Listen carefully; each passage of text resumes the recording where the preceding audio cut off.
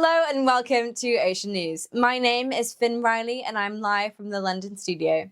We bring you the latest developments from around the globe alongside in-depth coverage of the stories. Let's dive right into the headlines.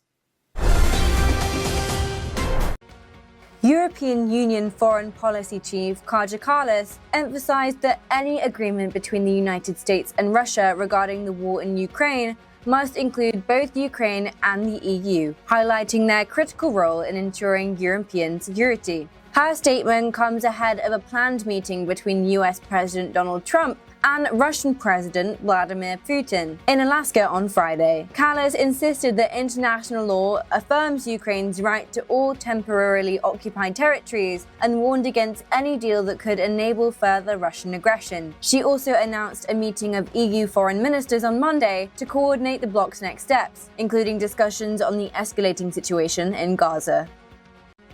South Korea's military has shrunk by 20% over the past 6 years, dropping to 450,000 troops, as the country faces a steep decline in its population of enlistment-age males, the Defense Ministry said in a report released Sunday. With the world's lowest birth rate, just 0.75 in 2024, and a rapidly aging population, the military warns of operational challenges due to a shortfall of 50,000 personnel, particularly among non-commissioned officers. The number of 20-year-old males has dropped 30% between 2019 and 2025. Despite a robust defense budget and technological advancements, officials say the shrinking manpower poses growing risks, especially given North Korea's estimated 1.2 million active troops. The report was submitted to Democratic Party lawmaker Chu Mi-ae, whose office made it public. The Israeli military reported the 2 projectiles were likely launched from the Gaza Strip and crossed into Israeli territory. Interception attempts were made, though the results are still under review. There were no immediate reports of casualties or damage. The incident comes amid rising tensions along the Gaza-Israel border, and Israeli authorities say they are closely monitoring the situation for any further escalations.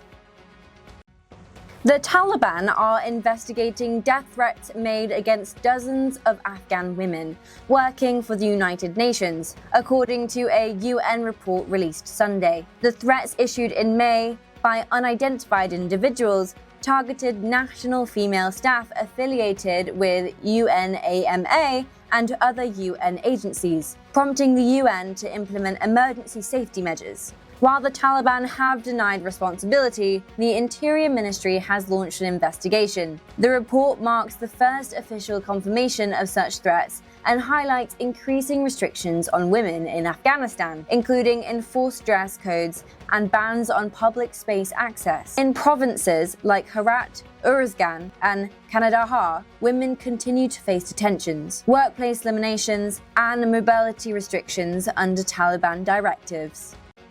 Jordan will host a high-level meeting with officials from the United States and Syria to discuss efforts to rebuild Syria after more than a decade of war and the removal of former President Bashar al-Assad in December. According to Jordan's foreign ministry, Syrian Foreign Minister Assad al-Shibani and US envoy Thomas Barak will attend the talks. The meeting follows Damascus' recent signing of 12 reconstruction agreements totaling $14 billion, including major infrastructure deals with Qatar and the United Arab Emirates to build a new airport and a subway system in the capital. Thousands march in Messina, Sicily, protesting the €13.5 billion plan to build a bridge linking the island to mainland Italy. Opponents raise concerns about environmental harm, earthquake risk, and mafia involvement and displacement of 500 families. Supporters, including Transport Minister Matteo Salvini, support the project, saying it will create jobs and boost the economy. Set to start in 2026, the bridge would be the world's longest suspension span, cutting travel time across the strait. Despite decades of delays, the government is pressing ahead amid strong local resistance. Turkey recorded its hottest July in 55 years, with average temperatures rising 1.9 degrees Celsius above previous years, the Ministry of Environment announced. A new national high of 50.5 degrees Celsius was registered in Salopi, near the Iraqi and Syrian borders, surpassing last year's record of 49.5 degrees Celsius. The prolonged heatwave has triggered large wildfires, killing 14 people and forcing evacuations in Kanakail, where maritime traffic was halted. Water shortages have also emerged, notably in the resort town of Sesmi, where residents face nightly water cuts. She Runs 2025, the UAE's flagship race dedicated to women and girls, is set to return to Expo City Dubai on November 2nd. Now in its 12th year and rebranded from the Women's Run, the event expects a 20% rise in participation following last year's turnout of over 5,000 attendees. Designed to promote empowerment, wellness, and inclusivity, the race will feature multiple categories from 1K to 10K, including a girls' run and a dedicated route for people of determination. At the heart of the event is the Race Village at Al Fusan Park, which will host wellness zones, youth performances, and a marketplace of female-led brands. Organisers say the event is more than a race. It's a movement for confidence, connection, and change.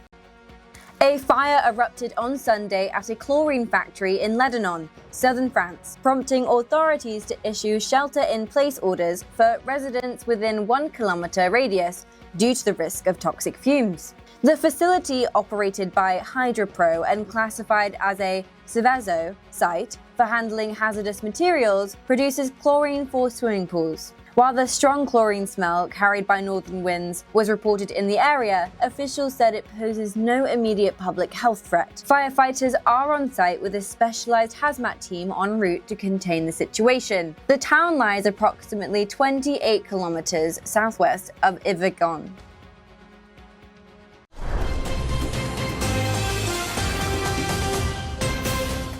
Those were the headlines. Stay with us as we delve into each story in greater detail after a brief pause.